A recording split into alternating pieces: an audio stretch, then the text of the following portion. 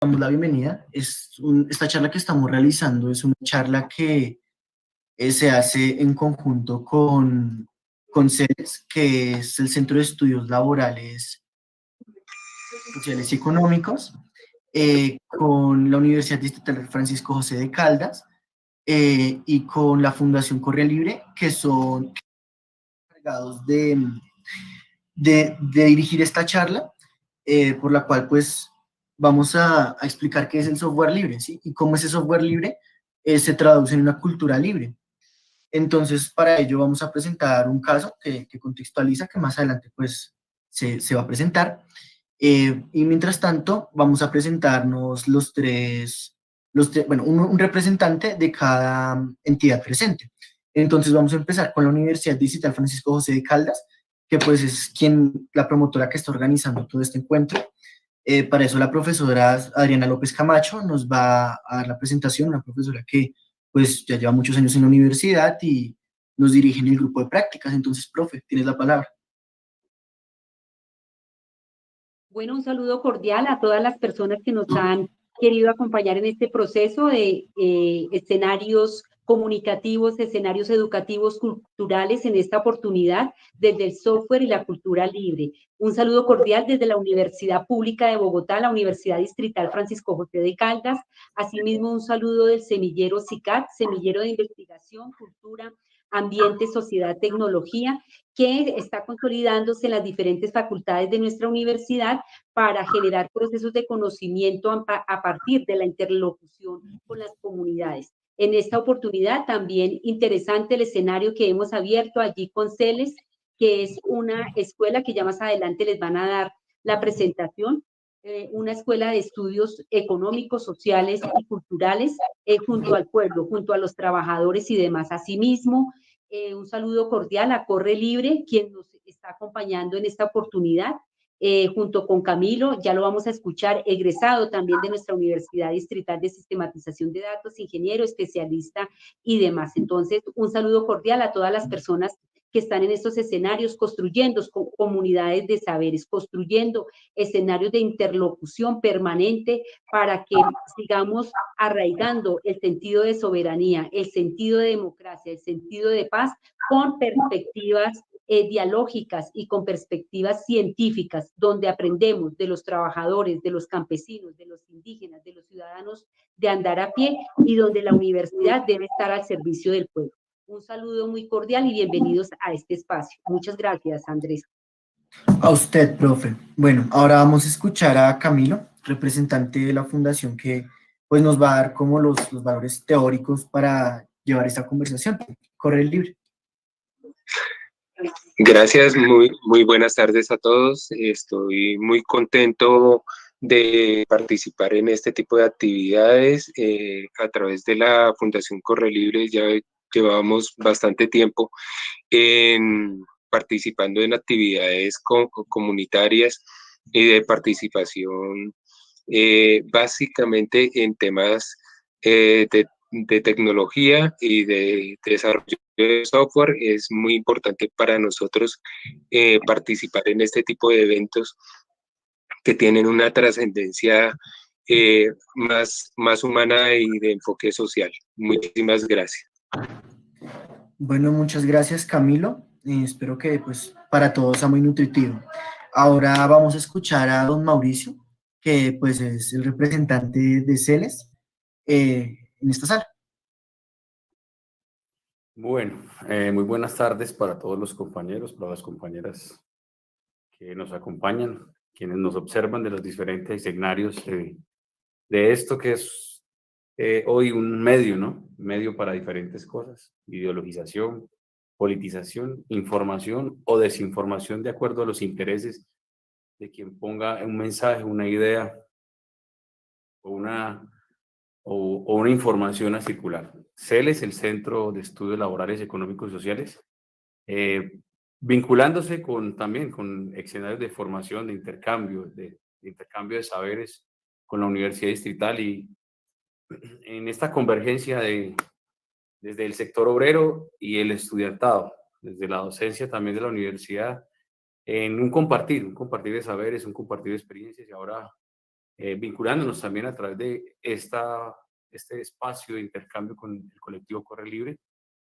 en los que queremos construir una concepción de este mundo, de este escenario nuevo en el que pues aborda no solo a los pueblos colombianos, sino al pueblo del mundo, y que también nos reta, nos invita a través de eso que la profe Adriana nos planteaba, ¿no? La cientificidad y conocer a ese mundo que es ajeno, digamos, para una gran cantidad de la población que no entiende en la dimensión en que se dirige, se conduce a través de estos medios la información, pero también a que modela, es capaz de modelar la mente y la arquitectura de pensamiento del pueblo en su conjunto y el conjunto de los movimientos.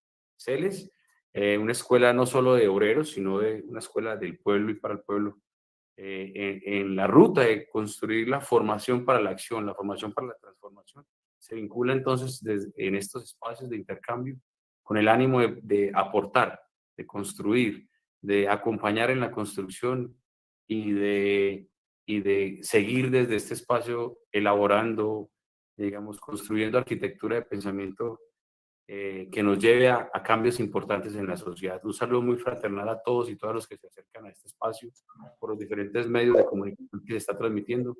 Y bueno, que esto siga construyendo y contribuyendo también a esa construcción de arquitectura de pensamiento que nos permita vivir libremente, vivir en un momento de democracia verdadera, vivir en un momento de justicia social para todos y todas, y que todos, el conjunto del movimiento pueda también desarrollarse en autonomía y autodeterminación. Muchas gracias por esta participación y por este espacio tan importante para todos.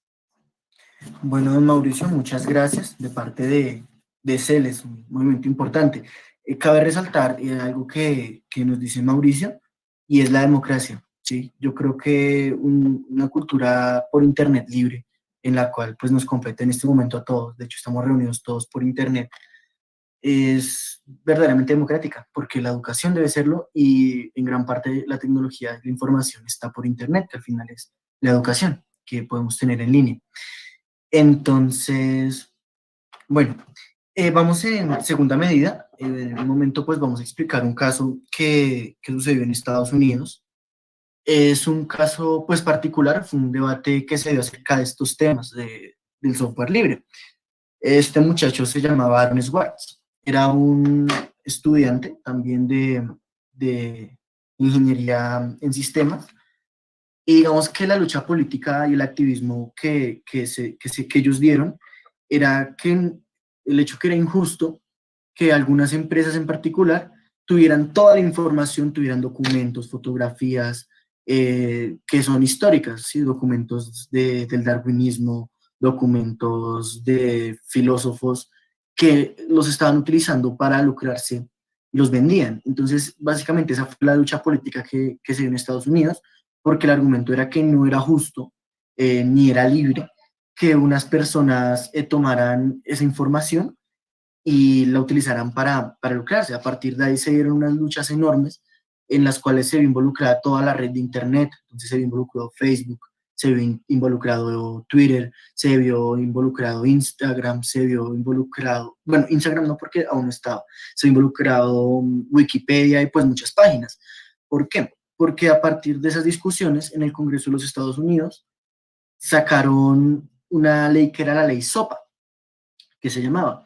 Lo que proponía esta ley era que el Estado, o sea, el gobierno norteamericano, tenía el derecho y tenía el poder de cerrar a dedo cualquier página web.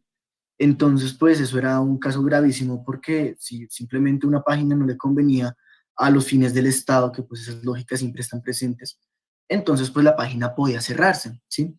Estuvo a punto de aprobarse en el Congreso y después de un tiempo, pues empezaron a haber activismos por todas las redes sociales. Para esta época lo que hicieron Facebook, lo que hizo Wikipedia, fue que en modo de protesta cerró por 48 horas sus plataformas, entonces nadie podía buscar nada por estas plataformas.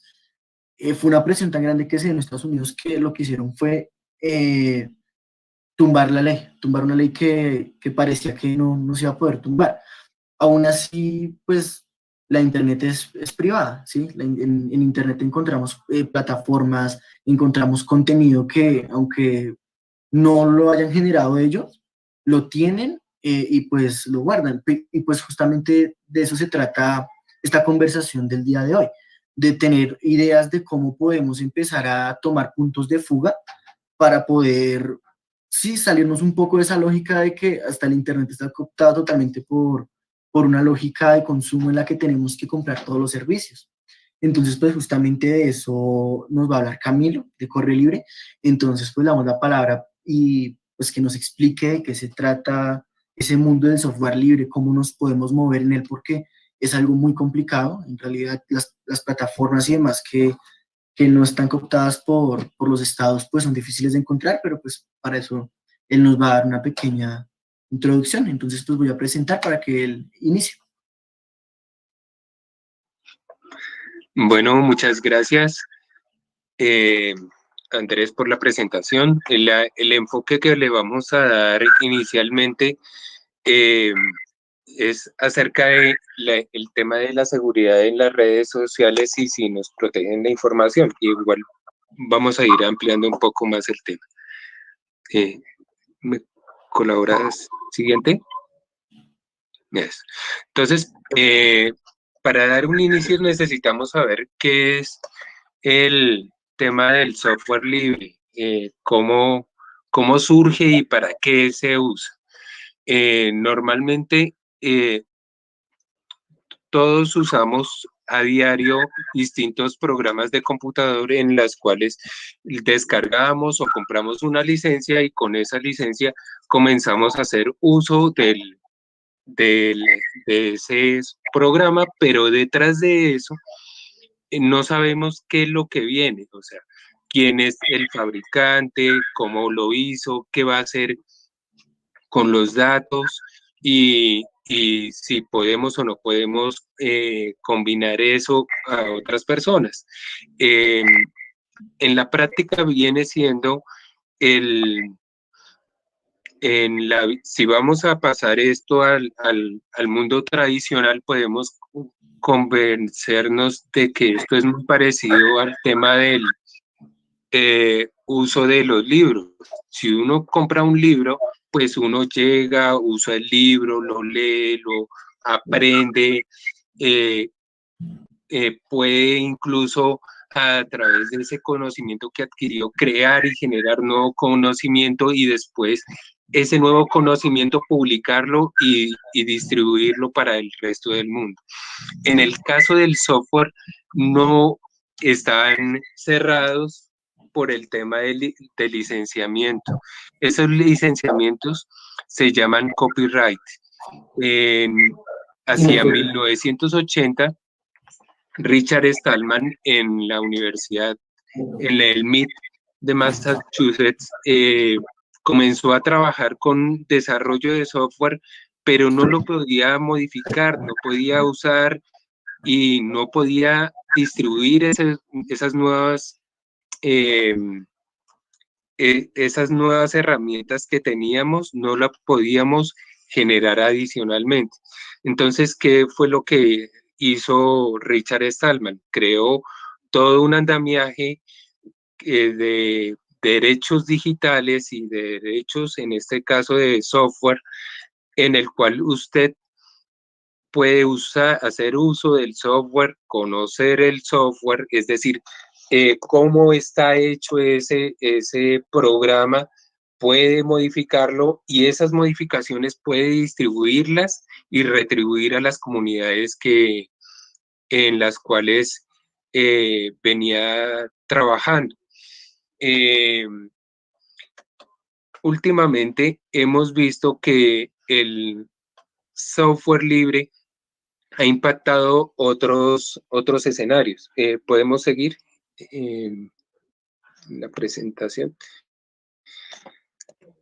¿Qué otros escenarios? Por ejemplo, en temas de cultura, literatura, ciencia, ayuda humanitaria, entre otros.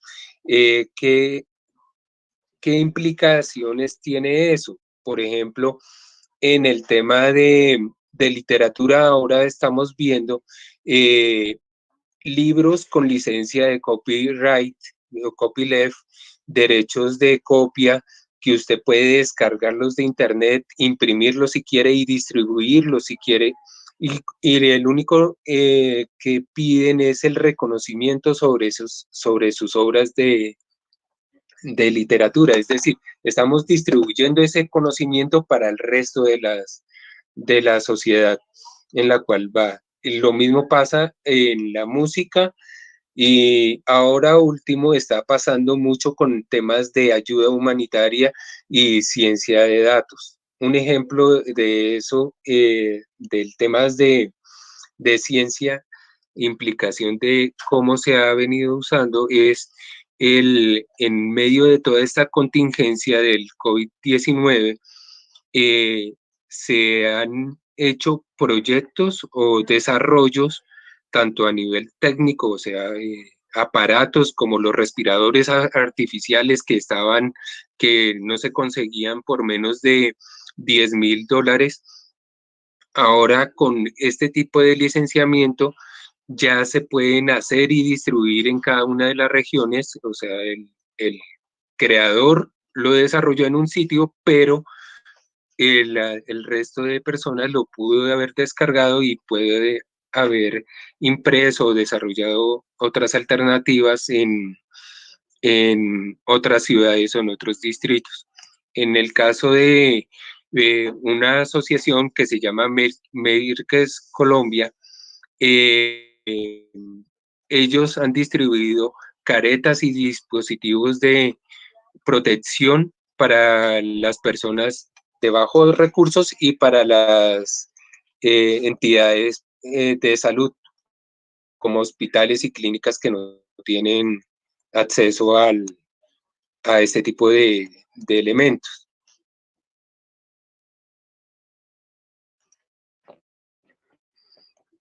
Ahora sí, entrando en materia, podemos continuar. Eso.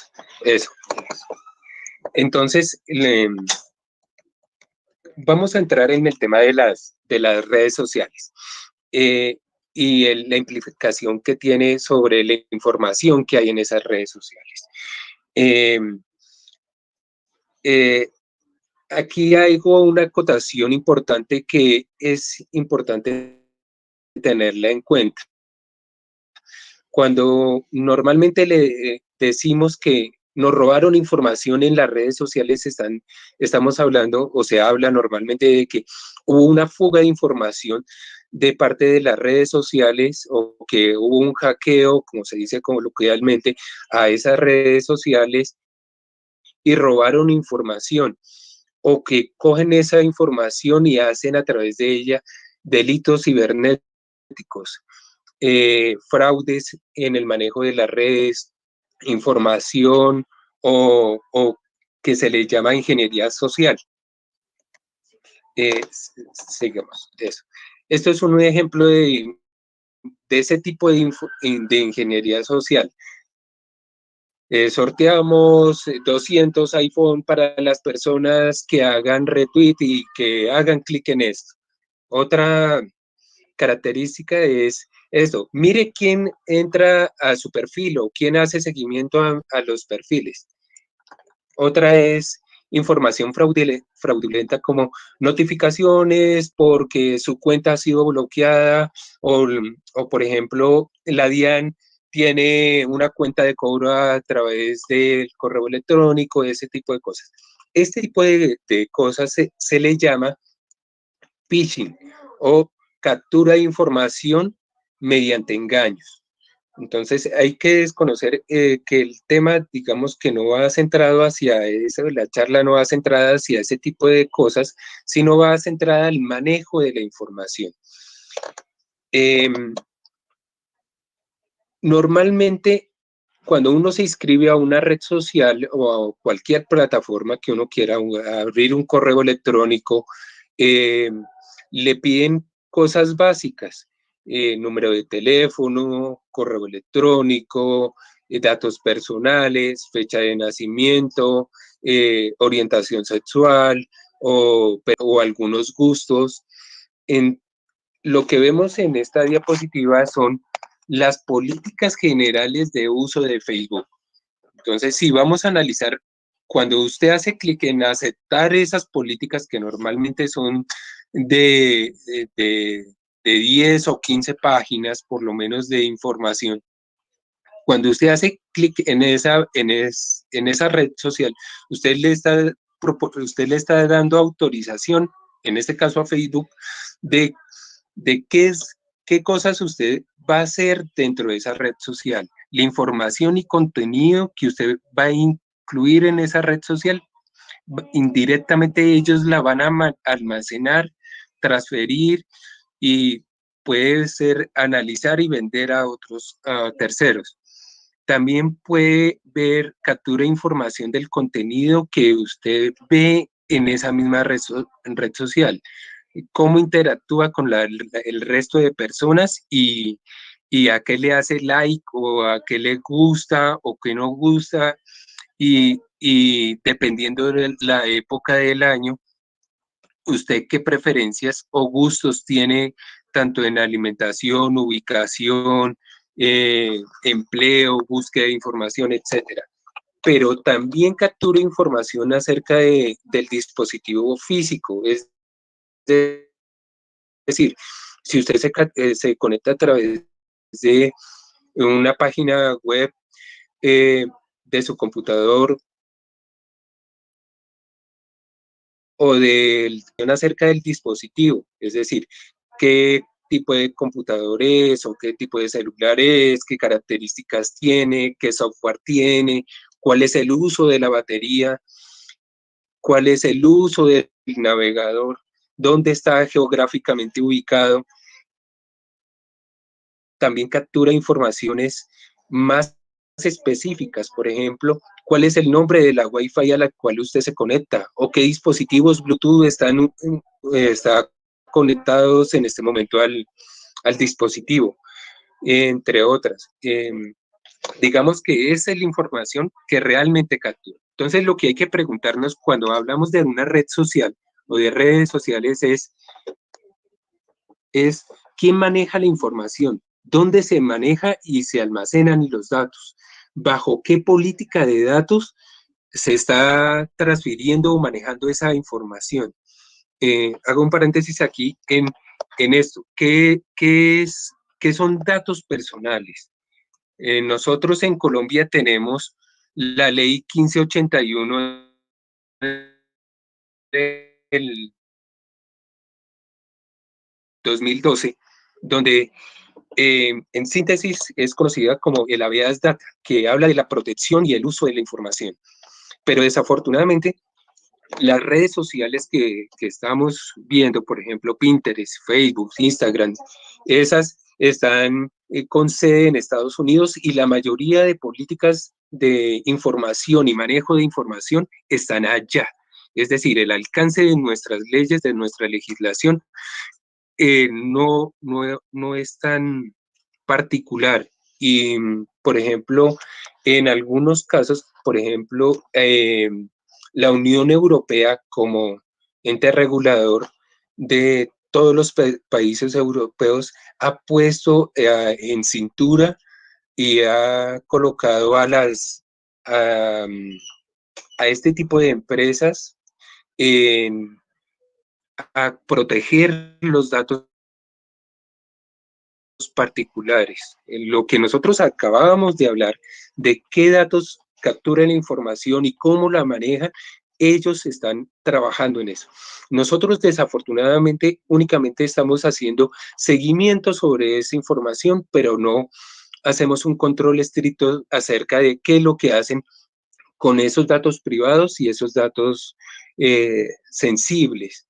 Por ejemplo, ¿qué es información sensible? El, eh, su orientación sexual, sus gustos o su orientación política, cosas que pueden llegar a generar en determinado caso un tipo de discriminación. Esos son ese tipo de datos que normalmente uno en una red social no se da cuenta qué tipo de información está transfiriendo o está vinculando, pero ese tipo de cosas están ahí. Entonces, Estamos hablando, no, devuélvete un segundito. Entonces, estamos hablando de esas 4 causas. Entonces, ¿quién maneja la información? Ya sabemos que esas empresas son particulares, es decir, son entes privados, normalmente son conglomerados, auspiciados por grandes financiadores, tanto en el sector tecnológico como en el sector financiero. Pero, ¿cómo se almacenan esos datos? Esos datos normalmente tienen grandes centros de datos ubicados estratégicamente en todo el mundo para capturar esa información que transmiten diariamente las personas y con esa información a los terceros llegan y lo transmiten o lo venden a terceros bajo políticas no tan claras como ya acabamos de ver. Por lo tanto, no sabemos cómo se transmiten esos datos ni qué protocolos de seguridad tienen, ni tampoco si hay, como en el caso de China, si hay restricción de información particular en ese tipo de redes sociales.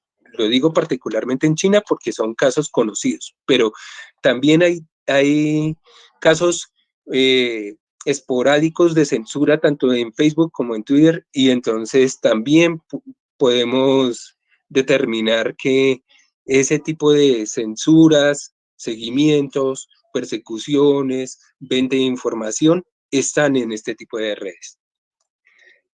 Sigue. Listo, entonces estamos hablando básicamente de redes centralizadas de datos, es decir, redes sociales donde toda la información llega a un único punto y el gestor de eso están en ese punto.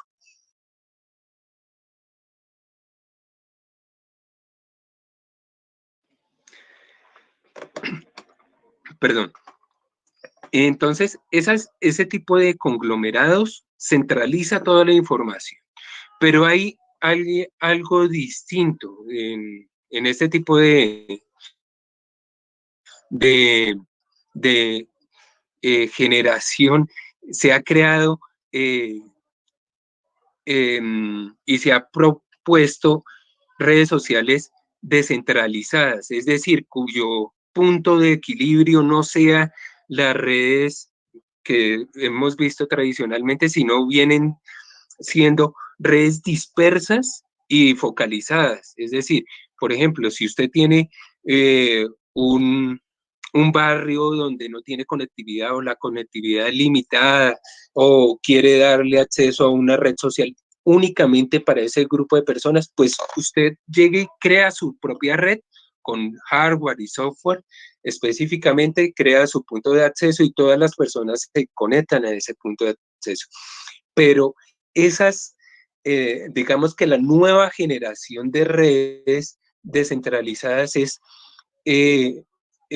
intercomunicarse con otras redes del mismo tipo, es decir, nos vamos a comunicar, una red particular, nos comunicamos con otras redes más grandes, claro, con el mismo software o software compatible a esas otras redes. A eso le llaman redes federadas.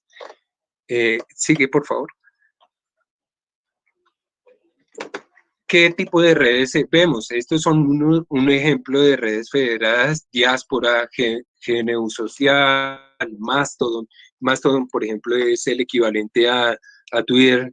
Diáspora también fue uno de los precursores hace mucho tiempo. GNU Social también es muy buena para ese tipo de cosas. Sigue, por favor. Entonces, aquí vemos un gráfico, no vamos a entrar en temas técnicos, en que cómo son los protocolos de ese tipo de redes sociales. Como se dieron cuenta en la diapositiva anterior, vimos 5. Aquí hay como 20 tipos de redes y hay otras redes más grandes, hay una cantidad más grande de redes en las cuales uno puede interactuar, modificar la información. La ventaja de este tipo de redes es que cada grupo de red puede ser autónomo en gestionar los datos que las personas que están involucradas, cómo quieren que se maneje la información. Si la información es federada, si es centralizada, si únicamente hay un gestor, si la información va a ser disponible para todo el mundo o hay acceso exclusivo a algún tipo de información por parte de ellos o todo el mundo tiene acceso libre a todo. Entonces eso es, digamos, una de las características de este tipo de redes, que uno puede personalizar, por decirlo de alguna manera, qué tipo de red uno quiere instalar. Sigue, por favor, eso. Entonces, digamos que qué cosas podemos hacer nosotros desde el ámbito social o desde el ámbito académico para evitar el rastreo, la concentración de información de parte de particulares o el uso, o tratar de evitar el uso de esa información. Una es utilizar, por ejemplo, buscadores que no rastreen la información. Por ejemplo, este es DuckDuckGo, que es un buscador alternativo a Google.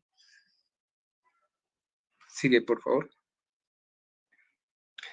Utilizar software, software como ProtonMail, que es un correo gratuito, o si uno quiere unas ventajas adicionales, pues puede comprar algunas cosas adicionales y usar ese tipo de desarrollos en lo que uno quiere. El otro es el uso de Tor, que es un navegador que restringe totalmente la navegación y no captura los datos. Sigue, por favor. Otra alternativa que podemos hacer uso es el uso de Jitsi. Jitsi es una alternativa a todas las conferencias, es una alternativa al tema de reuniones y videoconferencias que uno tiene. Entonces es muy interesante lo que ellos hacen con Jitsi. Para terminar, quiero dejarles una pequeña texto de Cornelius Castoriadis, que es un filósofo francés que murió hace casi 10 años, 20 años, en 1997, que habla precisamente de este tipo de cosas. Me atrevo a leerlo para ustedes. Dice: pido poder participar directamente en todas las decisiones sociales que puedan afectar mi existencia o el rumbo general del mundo en el que vivo. No acepto el hecho de que mi suerte la decidan día tras día personas cuyos proyectos me son hostiles o simplemente desconocidos para mí y para quienes nosotros, es decir, yo y todos los demás,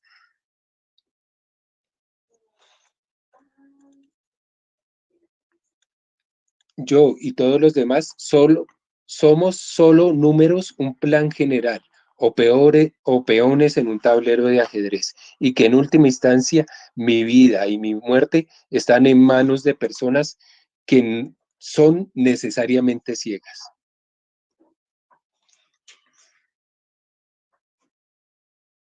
Gracias. Bueno, Camilo, muchísimas gracias por su presentación. Creo que nos va a ser pues muy útil para las cosas, pero también creo que surgen muchas preguntas, ¿no? Entonces, pues yo creo que podríamos pasar, ya que tenemos fresca la presentación, a las preguntas que tengamos. Entonces, vamos a recoger todas las preguntas y si podemos dejarlas escritas en el chat mucho mejor y ya las responde todas. ¿Listo? Con eso no vamos pregunta y respuesta, sino pues él responde todas las preguntas Entonces se pueden consignar las respuestas en el chat y vamos a dar la palabra. Entonces, José Mauricio, tienes un minutico para dar tu intervención. No, es como aprovechar que la presentación está bien interesante y como vincular esto a la eficiencia de, digamos, de estas redes alternativas, ¿sí? En términos de velocidad, pero también en términos de alcance de la información. Entonces, preguntarle ahí a Camilo, y que es un gusto pues para hacerles tenerlo acá, es en términos de la eficiencia, digamos, velocidad, tiempo y la calidad de la información en estas propuestas que se dan alternativas, nosotros obtendremos esa oportunidad al usarlas o nos vamos a ver aún así restringidos en aspectos del alcance de la información y la veracidad de la información y la velocidad de esa información. Bueno, en primer lugar hay que tener en cuenta que la información que circula en las redes sociales concretamente es información que inicialmente es generada por los mismos usuarios. Es decir, nosotros como usuarios somos los generadores de esa información. Entonces, tenemos la ventaja de que como dueños de la información, nosotros podemos generarla y crearla, modificarla, ampliarla en ese caso. En el caso de las redes sociales. Pero tengan en cuenta también que en las redes sociales también esas tienen un sentido de lucro, es decir, los grandes medios de comunicación ya están en las redes sociales, están influyendo sobre ese tipo de redes sociales. Entonces, lo que nos garantiza la independencia, digamos, tecnológica con respecto al uso de este tipo de redes privadas o privativas, al usar redes sociales que no tengan ese tipo de injerencia, es que nosotros estamos distribuyendo la información y garantizando que la información sea disponible y veraz para todo el mundo. Claro, detrás de esto, de todo esto, necesitamos un recurso tecnológico, una plataforma. En este momento, las plataformas, hay plataformas gratuitas donde uno puede comprar o distribuir o usar algún tipo de este tipo de redes. Por ejemplo, hay redes sociales en los cuales usted llega, se vincula, crea nodos y esos nodos usted la medida que quiera puede salirse de ese nodo cuando sea un poco más independiente como grupo e instalarlo en un servidor, puede ser casero, y las personas se conectan mediante internet a ese servidor. Eso no hay inconveniente. Entonces, la ventaja de hacer uso de ese tipo de tecnología involucra tres aspectos, le repito. Uno, el tema de hardware, es decir, dónde va a estar instalado el, el, el producto, la red social, cómo va a ser manejado, quién lo va a manejar. El otro es el software, qué tipo de software voy a utilizar para manejar esa red social. Las redes que habíamos visto terminando, todos todos son software libre o tienen gran parte de software libre, entonces uno puede descargarla, instalarla en su máquina y utilizarla como un nodo alterno a los nodos comerciales. Y el tercero es la información. ¿Qué garantías y qué datos voy a manejar sobre eso? ¿Y qué le voy a permitir a los usuarios? ¿Cómo lo voy a hacer?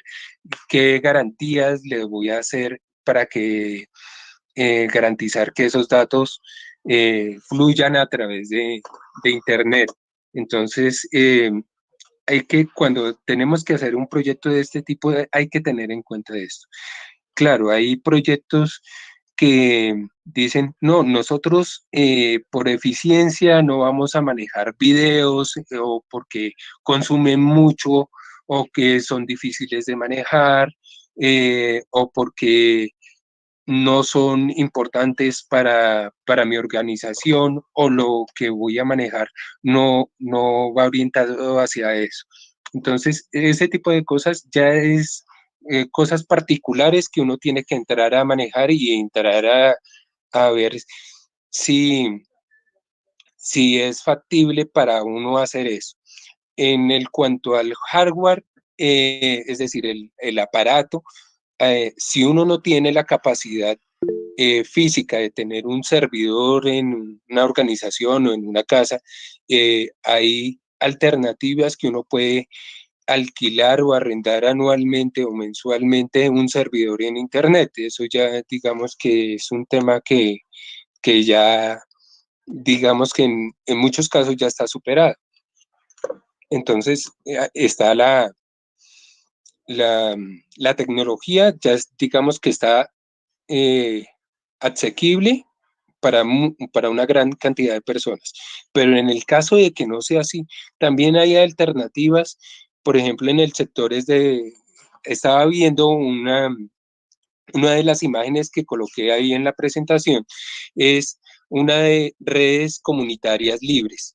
Las redes comunitarias libres son redes normalmente rurales o de difícil acceso, donde no llega señales ni de celular, el satélite es muy difícil por las condiciones meteorológicas o ubicación geográfica o por temas políticos o temas económicos, es difícil acceso a eso.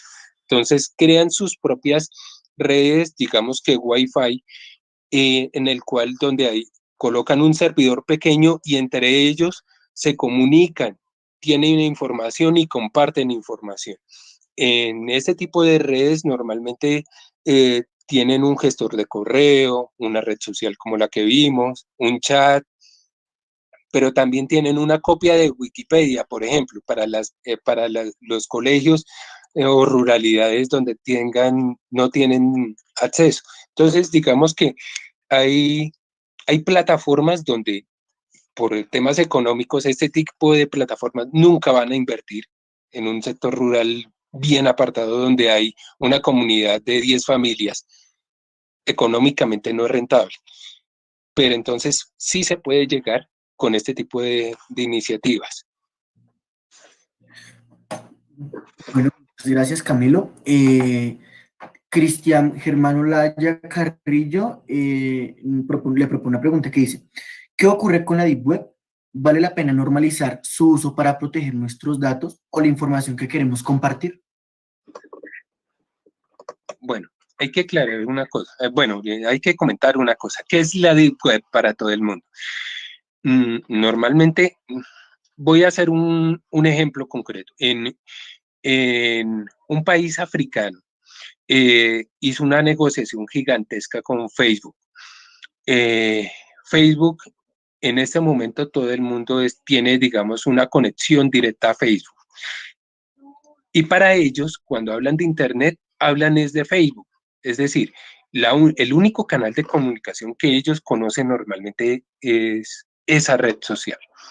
Para nosotros es difícil tratar de llegar a entender ese tipo de cosas, pero con este ejemplo más o menos sucede lo mismo que es la Deep Web. La Deep Web es el Internet profundo, páginas o sitios de Internet, servidores ocultos a la mayoría de protocolos de Internet. Normalmente uno cuando entra a una página de Internet lo hace por HTTP o HTTPS. Ese tipo de conexión es una conexión que le llaman a nivel técnico un protocolo, un mecanismo por la cual el navegador de Internet interpreta que eso es una página web. La Deep Web utiliza otros protocolos distintos para llegar a información distinta. Entonces, pues desde mi óptica es mejor llegar a lo conocido, que es lo que tenemos actualmente, sino que con un enfoque más transparente. Queremos que nuestras instituciones, por ejemplo, instituciones públicas, sean totalmente transparentes, que el software que utilicen ellos se haga de una manera transparente y que haga uso de una información que sea asequible y de fácil acceso para todos.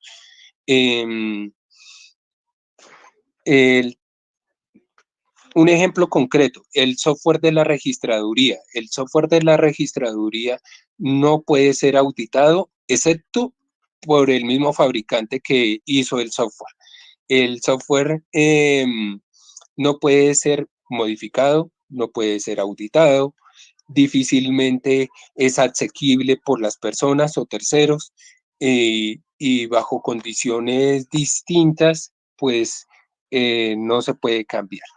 Entonces, en ese caso, en el caso concreto del software de registraduría, en el caso de votaciones, pasa eso. Entonces, es tratar de llegar a nuestras instituciones a utilizar software que pueda ser auditable, no los datos, es decir, no saber Camilo por quién votó o Andrés dónde estaba cuando hizo la votación, ese tipo de cosas no. Es saber si el software tiene vulnerabilidades en temas informáticos, cómo se hace toda la traza de información, cómo se hace la comunicación entre los servidores, cómo llega, quién tiene acceso, cómo puede llegar a acceder. Entonces, ese tipo de cosas, yo creo que la pregunta relevante es, no, si nosotros nos debemos llegar a orientar a todos a trastearnos a la Deep Web, sino más bien nuestras instituciones tienen que tener el poder y nosotros tenemos que tener el poder de exigir a nuestras entidades que sean eso, transparentes, democráticas, digamos que de una manera general auditables para todos nosotros y que trabajen en servicio de nosotros y no que nuestros datos terminen siendo parte de una estrategia política o mediática. Bueno, Camilo, muchas gracias. Entonces vamos con la última pregunta que nos la plantea Carlos Miguel. Dice, hola, buenos días. Al principio de la charla se habló sobre la ley SOPA. Acá en Colombia se estaba proponiendo la ley Lleras. ¿En qué estado se encuentra esta ley? Bueno, en este momento hubo 3 versiones de la ley Lleras. Las 2 primeras tenían mucha relación con la ley SOPA, es decir, manejo y uso de un tipo de censura casi que gubernamental sobre los datos que se gestionaban en Internet.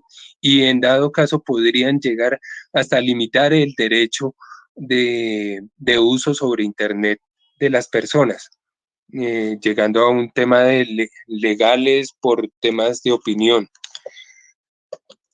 La ley Lleras 3.0, que le llamaron así, aunque inicialmente no fue propuesta por el ex vicepresidente Germán Vargas Lleras, sí, sí tiene una incidencia sobre el uso y la transformación de los datos. Eso, digamos que es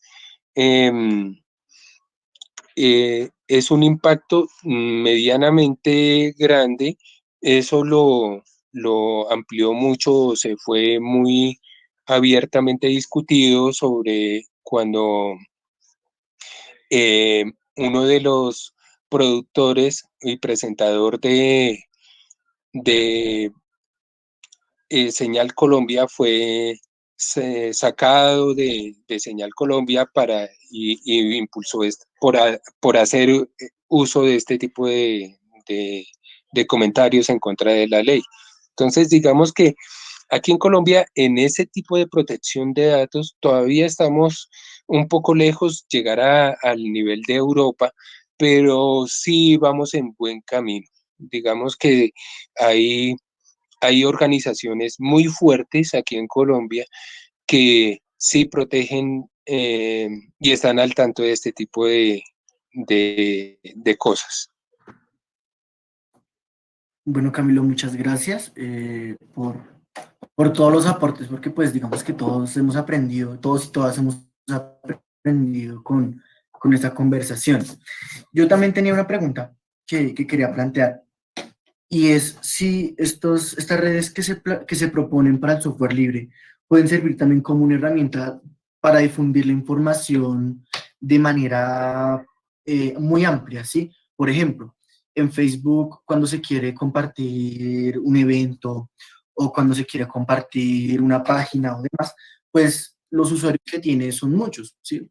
La mayoría de personas que conoce son usuarios de esta red, entonces, por tanto, es muy sí, es muy fuerte en el momento de compartir. Ahora, yo puedo utilizar algún software que se plantee de esa forma de software libre para hacer de un evento masivo, por ejemplo.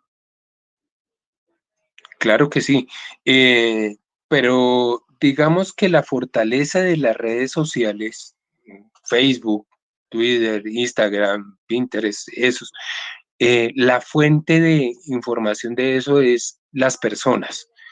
Sin personas, esas redes sociales o se acaban o, o ya no existen. Por ejemplo, ustedes, digamos, hay algunos aquí en el grupo que de pronto han escuchado de MySpace. MySpace es una red social o fue una red social muy difundida inicialmente, pero se quedó muerta precisamente porque los usuarios emigraron a otras plataformas o simplemente dejaron de usarlo. Entonces, ¿qué se puede hacer respecto a eso?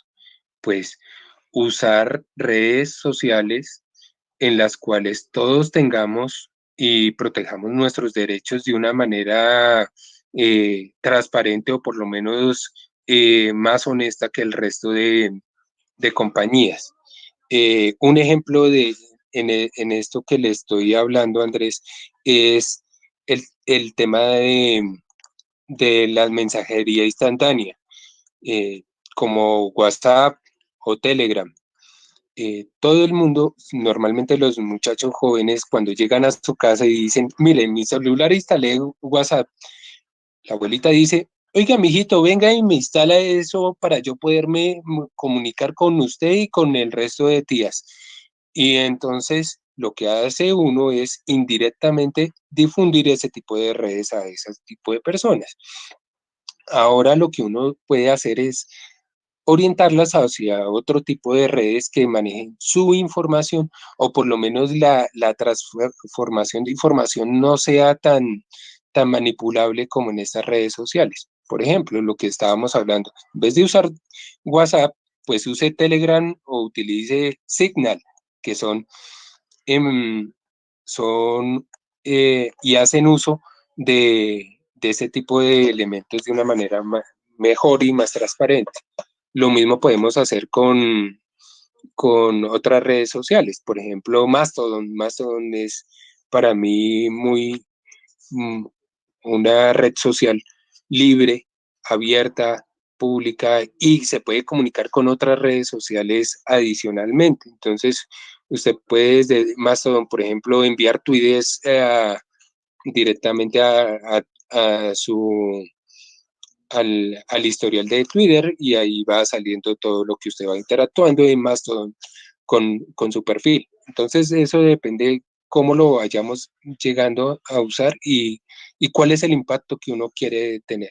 Claro, uno puede seguir teniendo su red social comercial o lo que quiera, pero también tratar de irse pasando hacia este nuevo modelo, digamos que un poco más abierto y transparente. Bueno, qué interesante. Muchas gracias. Joan, si quieres, puedes plantear la pregunta, Camilo.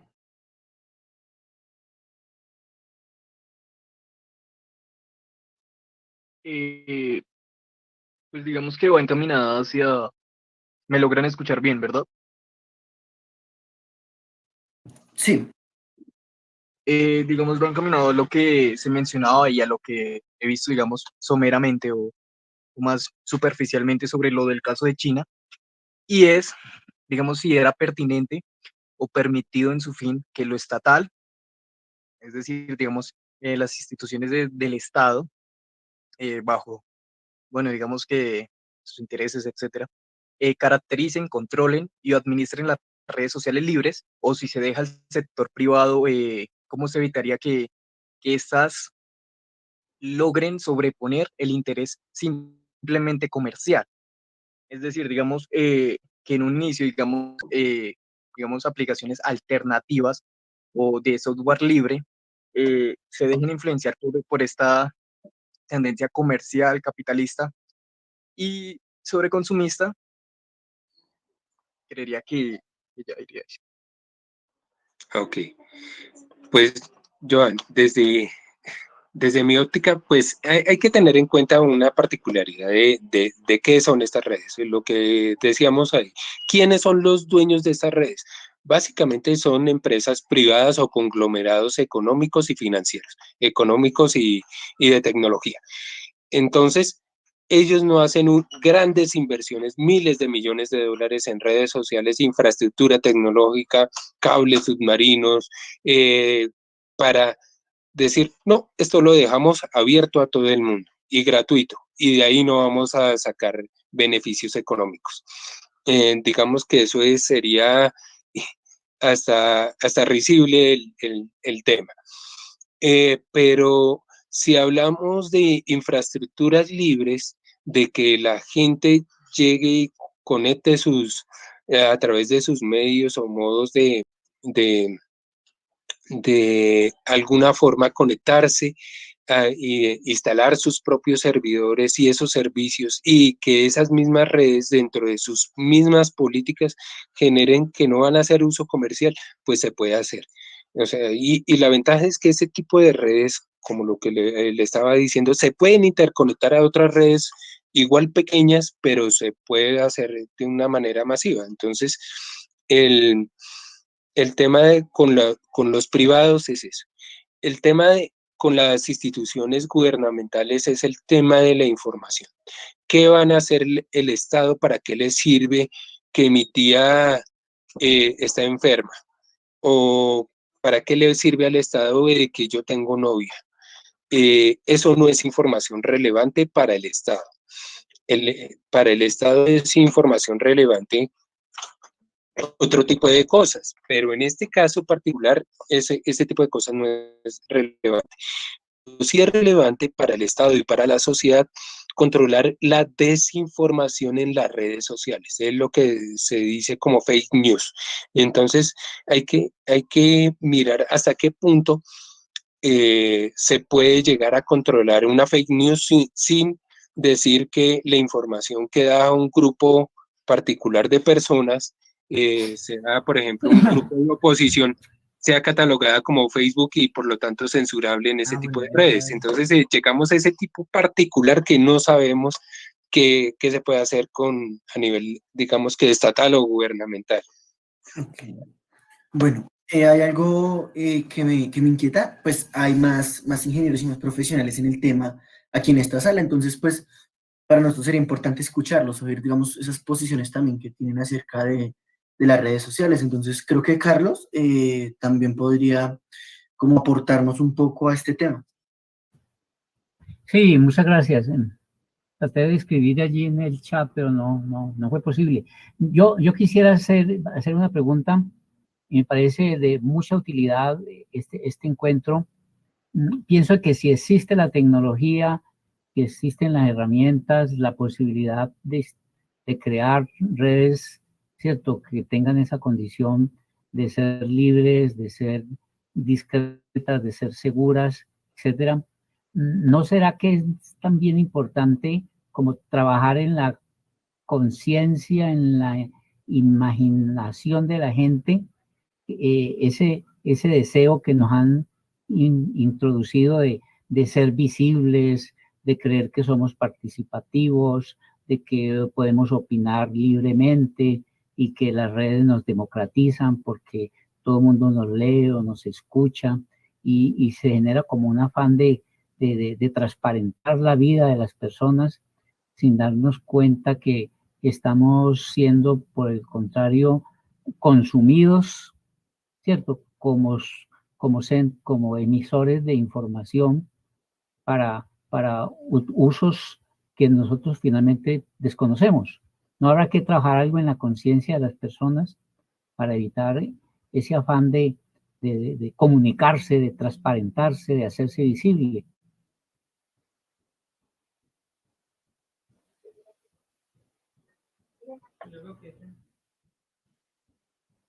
Bueno, considero el aporte de Carlos me parece muy pertinente en este tema, porque precisamente este tipo de redes nace de esa necesidad de que o que no nos manipulen la información o que no usen la información tanto personal como información que es relevante a nivel interno para cada una de las personas, la usen para comercializar o transformar esa información que uno transmite, que uno como ser humano las ganas de comunicar siempre las tiene con la familia, con la sociedad, con las personas cercanas. Entonces, es muy importante y surge de esta necesidad. Y yo creo que esta es, digamos que una de las posibles soluciones que desde el sector tecnológico se han venido dando, pues precisamente para que todas las comunidades las podamos usar y hacer de una manera un Internet más transparente y más asequible para todos. Yo creo que lo que dice Carlos es fundamental. Antes de que hayan herramientas, somos personas y antes de eso somos seres comunicativos, comunicantes. Entonces, este tipo de cosas, de herramientas nos ayudan a ese tipo de, llegar a ese tipo de enfoques. Bueno, y también es importante Gracias.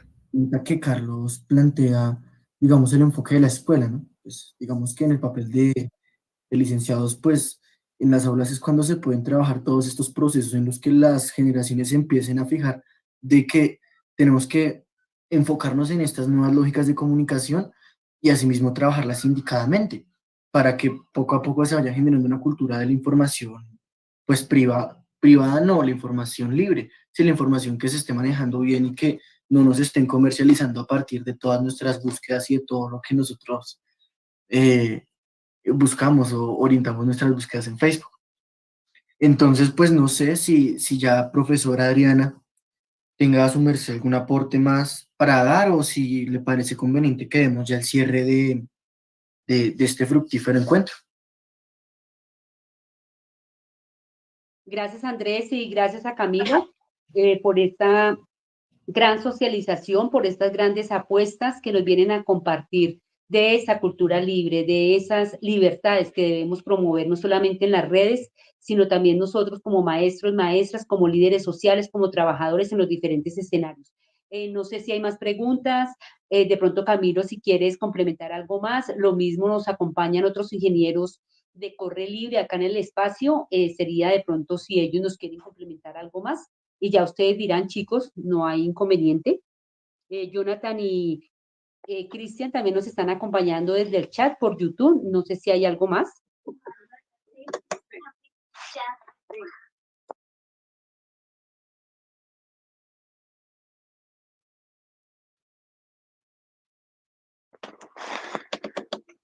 De pronto, Camilo, me gustaría, desde Corre Libre, qué estrategias nosotros podemos mancomunadamente establecer a nivel de redes con específicamente la Universidad Distrital, aparte de lo que venimos haciendo allí desde el semillero, aparte de lo que venimos haciendo allí con los trabajadores desde CELES, entonces como qué estrategias podíamos mirar, pero creo que Mauricio desde CELES también quiere comentar algo al respecto. Okay.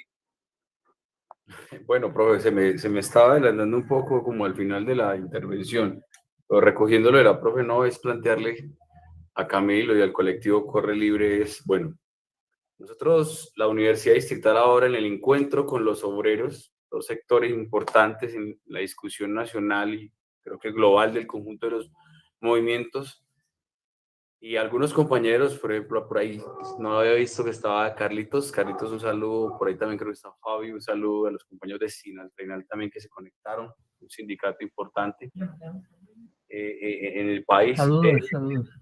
Es decir, nosotros hemos venido impulsando la formación de una filosofía, la filosofía del proletariado, cuestionada históricamente por la burguesía, ¿sí? En términos de cómo estamos viendo los obreros, la sociedad dividida en clases sociales, y de esta, pues, la disputa de poderes que hay. Hoy tenemos un escenario complejísimo, ¿no? Alrededor de las redes sociales, que es la disputa de la información y del dominio de la información. Y cómo esta se muestra, digamos, como lo decían algunos compañeros y compañeras aquí, de manera libre, pero se captura de manera objetiva para vender, para fijar una idea, para fijar un contexto, para polarizar la población, para inducir una reacción en la población, también para acallar, y bueno, desde el punto de vista de nosotros, de alienar y de enajenar también la mente del conjunto del pueblo, del conjunto de los movimientos. En esta discusión, nosotros hemos venido tratando de ubicar ideas, pero lo hemos hecho en estas mismas redes. Por ejemplo, nosotros trabajamos desde la plataforma Zoom, adquirimos un espacio y desde ahí hacemos todo este ejercicio, nos enfrentamos al escenario de la transmisión de elementos, de ideas, de disertaciones tanto históricas de la realidad en la que estamos, para poder ir convocando esto de la creación de conciencia, la que Carlos citaba ahora, ¿no? Entonces, Camilo y Corre Libre y los ingenieros y los estudiantes, bueno, nosotros en este mar, digámoslo así, que se convierte en las redes sociales, ¿cómo sería entonces nuestro enfoque? ¿Estaríamos corriendo riesgo en las redes sociales? ¿Podríamos a través de estas otras redes alternativas desarrollar la formación, el intercambio de las ideas de una manera más segura? ¿O tendríamos que tener, voy a poner aquí un paréntesis, un colectivo como de hackers amigos que nos digan, hablen ahora y montemos todo esto acá? Porque pues en el movimiento obrero aún no se concreta, no podría decirlo en el movimiento estudiantil, ¿sí? Pero, y no tenemos la capacidad económica para desarrollar, digamos, como un colectivo que esté al servicio del pueblo, de los obreros, del conjunto de movimientos, de los sectores populares y sociales, a fin de poder a levantar, digamos, esa campaña de socialización que permita más bien que la información se cuide, que la información llegue de manera honesta, de manera veraz, ¿sí? Que sean verdades construidas desde la cientificidad, que es lo primero que se plantea. Entonces, Camilo y Corre Libre, ¿estamos haciendo la tarea bien en esos espacios o podemos redireccionar el esfuerzo a otros escenarios posibles, o podemos conectarnos con colectivos como ustedes para poder construir esto que puede ser una alternativa de la formación para la acción, del intercambio de saberes, etcétera, que nos permita realmente conquistar un escenario de libertad?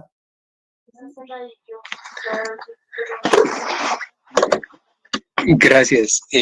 No, me encantan ese tipo de aportes porque esos son los que dinamizan todo este tipo de temas. Los contextualizo aquí en el tema del software libre, por ejemplo, aquí en Colombia. Hace alrededor de unos 30 años comenzó toda la dinámica llegó a Colombia toda la dinámica del desarrollo de software libre, software abierto, programación en GNU Linux y ese tipo de cosas alternativas al sector comercial. Entonces, muchas universidades comenzaron como proyectos educativos para sus egresados, para los miembros, pero desde un tema meramente técnico. Es decir, yo le enseño a usted a programar desde el ambiente Linux o para que conozcan las redes, pero en el sector comercial usted va a encontrar redes Windows o redes propietarias en las cuales usted no va a tener acceso. Entonces, tenemos que tener en cuenta ese tipo de aspectos. Y desde esa época para acá se han venido creando colectivos, fundaciones y organizaciones, tanto comunitarias como privadas, que han venido apoyando el desarrollo de software libre. El año pasado, por ejemplo, en la Universidad Distrital se hizo el encuentro de FLISOL, el Festival Latinoamericano de Instalación de Software Libre, que inicialmente se creó para instalar sistemas operativos libres, o sea, Linux en todas las variantes que haya, y se quedaba ahí. El año antepasado, perdón, 2019, ya casi 2 años, se creó, tuvimos alrededor de 100 eventos distintos, incluyendo conferencias, chats, talleres educativos desde los niños más pequeños como para estudiantes. Hablamos de Big Data, inteligencia artificial, programación en la nube, seguridad de información, hacking ético, hablamos de Deep Web. Todo ese tipo de cosas se generan en ese tipo de espacios. Entonces, a través de Corre Libre, que fue uno de los patrocinadores y gestores de ese tipo de cosas, claro que estamos dispuestos para unir comunidades como la que ustedes integran, como las comunidades tecnológicas a las cuales nosotros pertenecemos. Y yo creo que esa es la forma de hacer simbiosis y hacer una especie de contrapeso a todo este tipo de manejo de información. Eso yo creo que es fundamental. Gracias, Cami, gracias. Bien.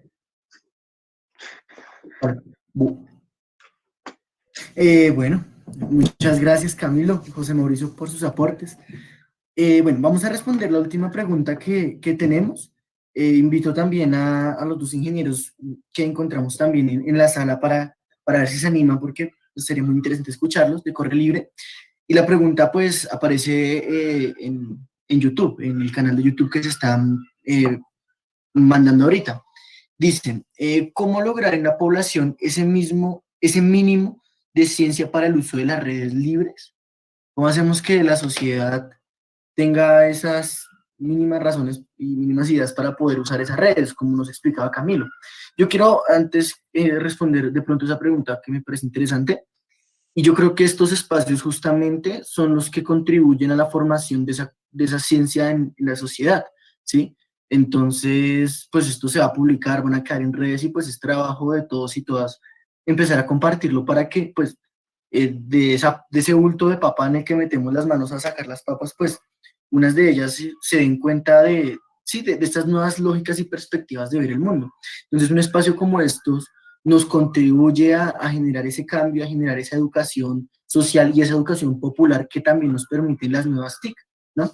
Pero pues no sé de pronto quién tenga más un aporte acerca de ello en la sala.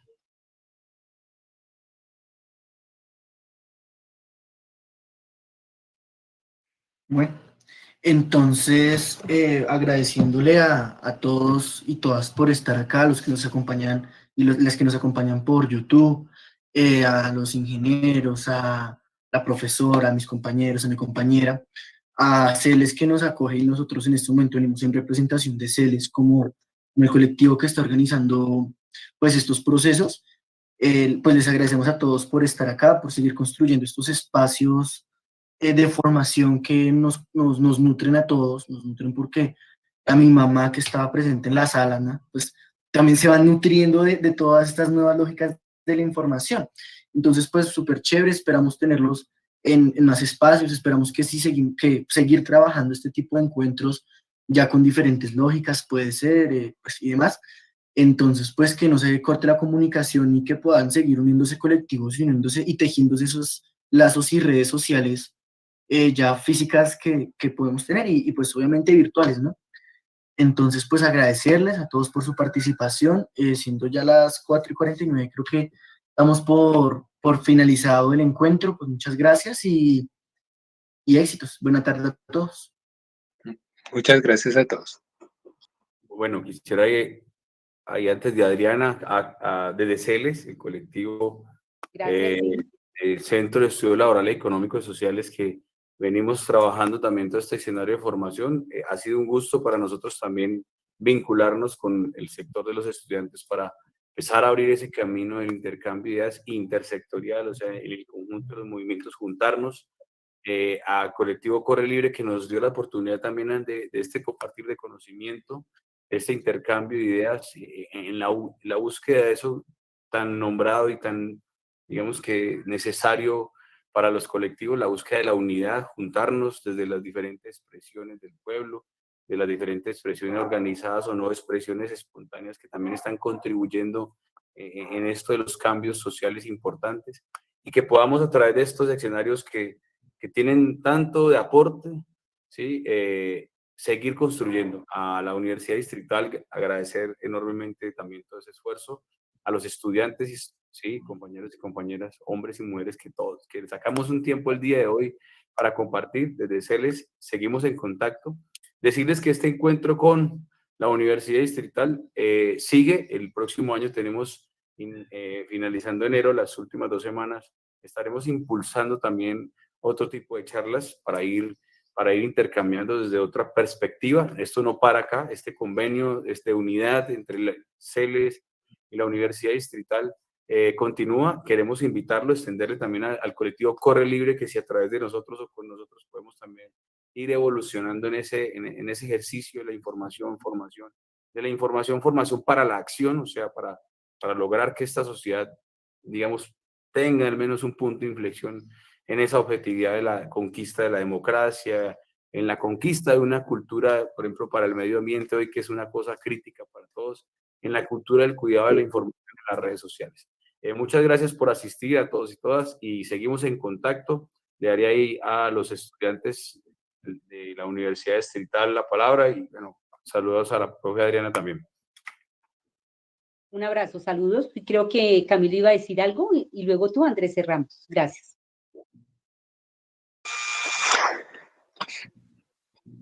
Sí, de antemano, muchísimas gracias por la invitación a este tipo de espacios. Muchísimas gracias, profesora Adriana, por invitarnos, tenernos en cuenta como fundación, y a CELES también. Muchísimas gracias por este intercambio de ideas, y que es muy grato tenerlo para todos, sobre todo para mí. Me es muy grato. Estoy muy complacido por esto. Muchas gracias. A ti, Camilo, y a los amigos de Corre Libre. Seguimos tejiendo redes con sentido libertario. Muchas gracias. Popular y democrático.